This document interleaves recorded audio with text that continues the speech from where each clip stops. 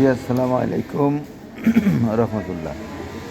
ভিডিওটা করার উদ্দেশ্য হচ্ছে একটা কাজের অভিজ্ঞতা আর কি। তো আমরা যেই বাইরের কাজ করতেছিলাম ওনারা একটা সমস্যা ধরছে, যে বলতেছে নিডেল হোল হয়, আসলে রিজেক্ট হয় না, নিডেল মার্কও হয় না, একটু হোল বড় হওয়ার কারণে মানে সেলাইয়ের এর জন্য ওনারা ধরছে যে মেশিনে নিডেল আমরা 14 লাগাইছিলাম প্রথম। এই এই 14 নম্বর নিডেলটা লাগাইছিলাম, ইউও 113 14 নম্বরটা ব্যবহার করছিলাম। 14 নম্বরটা ব্যবহার করার পরে ওনারা আমাদের এই হোল বড় দেখছে, ওই লেগে ওনারা কাজ বন্ধ করে দিয়া বলছে 11 নম্বর ইউজ করতে।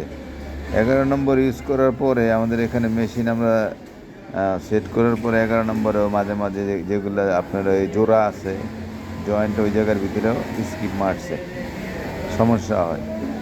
পরে একটা এই বুদ্ধি করলাম হচ্ছে, আপনারা দেখেন এই যে DB57 এটা হইতেছে আপনার 14 নম্বর নিড লাইনে লাগাইছি।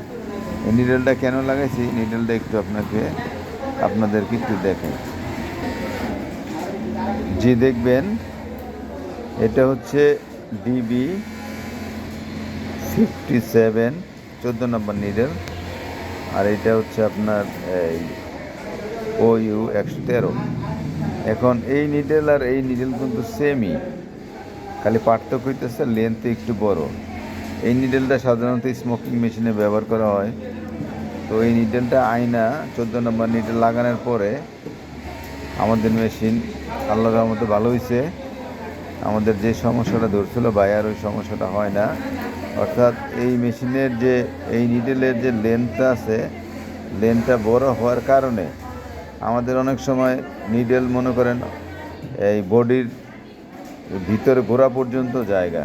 তো এই নিডেলটা আমরা নিডেল বার উপরে উঠে টাইমিং করছি, টাইমিং করার কারণে কিন্তু আমাদের নিডেলের গোড়াটা বডির ভিতরে ঢুকে নেয়। এর জন্য আমাদের এই নিডেল হোল হওয়া বা নিডেল গার্ড হওয়ার যে একটা সম্ভাবনা এটা থাকে না। তো এটা এই কাজের করার পরে এই বিষয়টা দেখলাম আমি নিজে, এখন আপনাদের সাথে শেয়ার করলাম। জিনিসটা যদি ভালো লাগে আপনারাও ব্যবহার করবেন।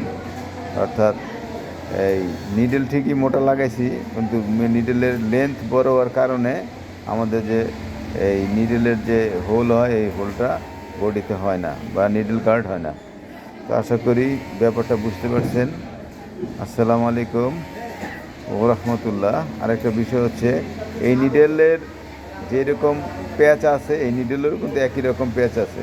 দুটো নিডেল সেম, খালি এক নিডেলের লেন্থ বড় আর একটা লেন্থ ছোটো। এটাই হচ্ছে এটার পার্থক্য। জি ভালো থাকবেন সবাই।